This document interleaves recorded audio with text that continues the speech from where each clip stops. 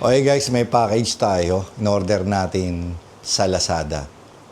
Itong package na to is saddle. Lalagay natin dun sa ating bagong gravel bike kasi yung nilagay kong saddle dun is mahigit 3 years na. At saka very annoying na kasi hindi na siya ganun ka-stable at malangit-ngit na, pangit na siyang i-ride. So papalitan natin. Okay guys, eto na yung kanyang box. Galing kay West Biking. Ang nag-suggest sa akin, nga pala, shoutout kay Cap Aris. He suggested me to try this out kasi mura nga daw no? Pero alam ko ang sinuggest niyang brand is Riot. Pero ito yung nakita ko kasi ito yung nakita ko na merong titanium yung rail. So mas gusto ko kasing gumamit ng titanium rail if nag-o-offroad kasi nag-aalala kasi ang gumamit ng carbon rail kasi baka magka-problema sa offroad. First time kong gagamit ng 3D printed saddle, try natin. Okay guys, eto na yung saddle. Looks decent naman. Tanggalin na natin dun sa kanyang karton. Made in China saddle. Alam ko, kahugis din ito ng isang model ng Celitalia. I'm not sure kung anong model lang. Pero most likely, yung lapad niya is around 145. Parang okay na rin siyang kapalit nito na mga 143. O parehas nga lang yata eh. At sa tingin ko yung korte naman niya halos hindi rin nagkakalayo. Pero may kaparehas na model ito. Yung gamit ni Mark Arthur ngayon dun sa kanyang BMC na road bike, parang ganito yung korte. Hindi ko lang alam kung anong model. Kung pag-uusapan yung pagkakagawa, mukhang durable naman. Tapos parang may carbon layout. Ang mahalaga sa akin is titanium yung kanyang rail. At mukhang hindi naman ganong kakapal yung cushion. Which para sa akin mas okay at medyo okay yung bounce ng cushion na to, no?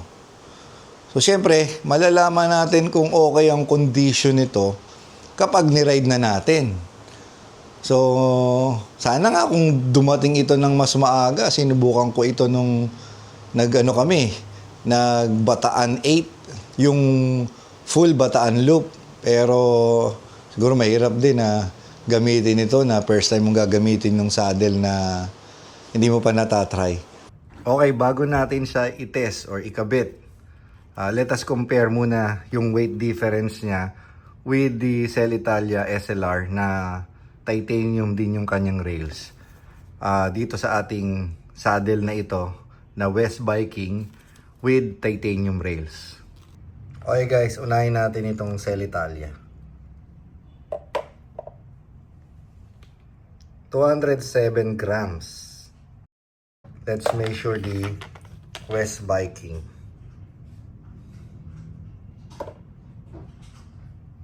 238 grams. Mas mabigat yung West Biking.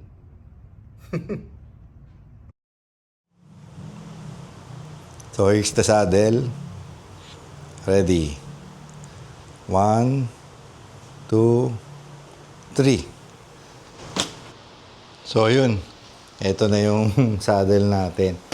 Kabit na. So try na lang natin.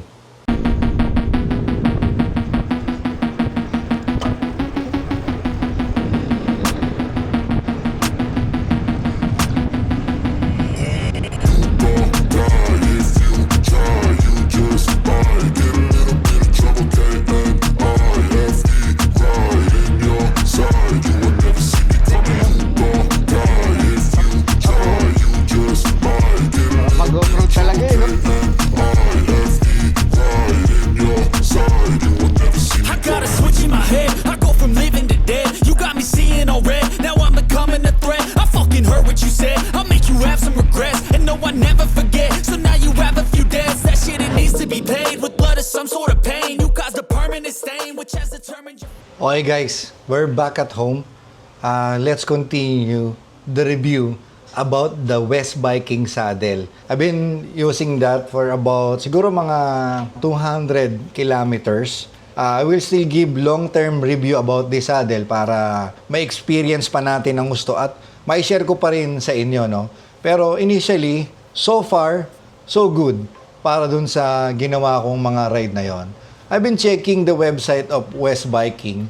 Bali, malaking company na rin pala sila, no? And they are selling other bike accessories or even bikes. They are selling bikes, no? And base dun sa kanilang website, meron sila mga bike components like bike grips, syempre yung bike saddle, different kinds of saddle, pedals, and they also sells bike computers, bike racks, bike locks, bike lights, and bike pumps. Tapos meron din sila mga bags. At naalala ko nga pala, meron pala akong nabili na bag ng West Biking. Hindi ko lang nagamit. Pakita ko sa inyo, guys. Ito. I have this bike bag. Ayun, no? Frame bag siya. Actually, magaang. Tapos, ayan, West Biking. Hindi ko siya nagamit kasi medyo malaki siya. Kaya ang ginawa ko, nagpa-customize na lang ako sa Sakit. So, yun, masasabi natin na marami na pala silang bike products na nasa market today. So, masasabi ko na alam din nila yung kanilang ginagawa. Pero syempre, hindi naman lahat ng products nila ginagamit natin. Kaya naisipan ko lang because of the suggestion nga ni Cap Aris, and it so happen na meron tayong ginagamit na bagong gravel bike. Naisip ko na yun yung gamitin ko at ma-review ko na rin para sa inyo. Ngayon, ang masasabi ko, all in all, dun sa mga ginawa kong rides, okay naman siya Especially when you ride it on the off-road. Yun nga yung sinasabi ko. Kasi yung unang ride ko sa kanya, sa loob lang ng Clark. Hindi naman ako nag-off-road. Parang chill ride lang yung ginawa namin Pero syempre, so far so good. Tapos yung second ride namin, yung kasama ko si Doc, dinala ko siya dun sa ilang mga off-road climbs, off-road descent, para nga may experience natin ng husto, para malaman ko kung okay ba siya. Kasi syempre, pag inaahon mo yung bisikleta, syempre iba rin ang position mo dun sa saddle. Kapag nilulusong mo siya, iba rin yung position mo dun sa saddle. At kapag nagra-ride ka on the drops, or nagra-ride ka sa tops, or naka-aero tack ka o aero position, iba rin yung pwesto mo dun sa saddle. Tapos kapag nag-gravel ka, mas kailangan ma-experience mo siya ng gusto kasi syempre it gets bumpy on gnarly terrain, no? Mahirap din kapag hindi okay yung saddle mo So far, ang masasabi ko, okay naman siya base dun sa experience ko. Ngayon, meron akong kasama si Doc, shoutout kay Doc J, no? Meron siyang original na 3D printed saddle. I will not mention the brand, pero ang masasabi ko lang, nung ginamit daw niya sa Attack Monsoon, unfortunately, hindi naman nag-fail yung ganong saddle. Ang naging experience niya, no, isi-share ko na lang kasi personally, hindi ko naman na-experience pa yon at ayoko naman sadyain na gawin yon dun sa saddle, no? Maliban na lang maranasan natin talaga. Ang sabi niya sa akin ay kwento niya na naka-experience siya ng hindi maganda dun sa saddle. Ang naging problema niya is since the Attack Monsoon is maulan, tapos maputik, tapos syempre pagka matulin ka, umaandar ka, hindi maiwasan yung mga buhangin, mga putik, tumatalsik yan papunta sa saddle mo, papunta sa likuran mo. Kaya naging problema niya, nagkaroon ng buhangin, nagkaroon ng lupa, nagkaroon ng maliliit na bato, which naging problema niya during the ride kasi nagkaroon siya ng discomfort. Siyempre, mayroong mga bato na hindi naaalis tapos nauupuan niya, tumutusok daw dun sa puwet niya. Tapos ang isa pa na na-experience niya raw, take note, yung saddle na sinasabi niya, nabili niya yon original nakakasira daw ng bib shorts. Pero tayo naman, di pa naman natin na-experience yun. Masasabi ko, hindi naman original yung saddle natin. Nabili ko lang siya, 2,700 kasama na shipping. Hindi siya yung mga original brand at made in China nga siya. Pero kung mayroong mang gumagamit ng mga 3D printed saddle na naka-experience, no, yung mga original na 3D printed saddle, bukod kay Doc J, comment kayo kung na-experience nyo ba na nagka-problema ang inyong mga bib shorts.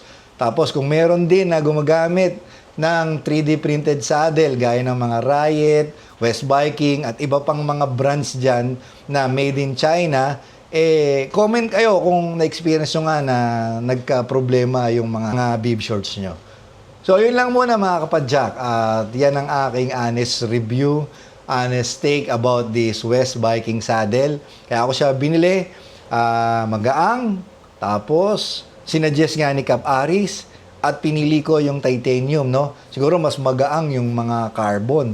Pero ang pinili ko yung titanium kasi nga, ang main purpose ko sa kanya, gamitin ko siya sa off-road. Baka meron akong nakalimutan dun sa initial review natin, dun sa saddle na ito. Comment kayo kung meron kayong idadagdag dyan. Sana po mga kapadyak, nagustuhan nyo ang video ito. This is my honest review about the 3D printed saddle. Marami na kasing nagtatanong kung okay ba yung ganitong saddle. Yan lang yung aking masasabi. So far, based on my own experience, okay naman siya. Wala ako naging problema. Di ako nagkaroon ng hotspot. Walang naging masakit. Siguro, nasa tamang orientation na rin ng saddle yon. At so far, wala naman akong naging issue dun sa saddle. And will I recommend it? Bahala na kayong mag-assess mga kapadyak. Basta ang akin, yan yung aking naging experience. Siguro gagawin ko na lang siya talaga ng long-term review para mabigyan ko kayo ng idea kung may re-recommend ako talaga itong saddle na to. So yun lang mga kapadyak. If you like this video, please give it a thumbs up. At kung di pa po kayo nakasubscribe, please do subscribe at my YouTube channel. Ride safe, stay healthy, God bless you all. Cycling Chef po.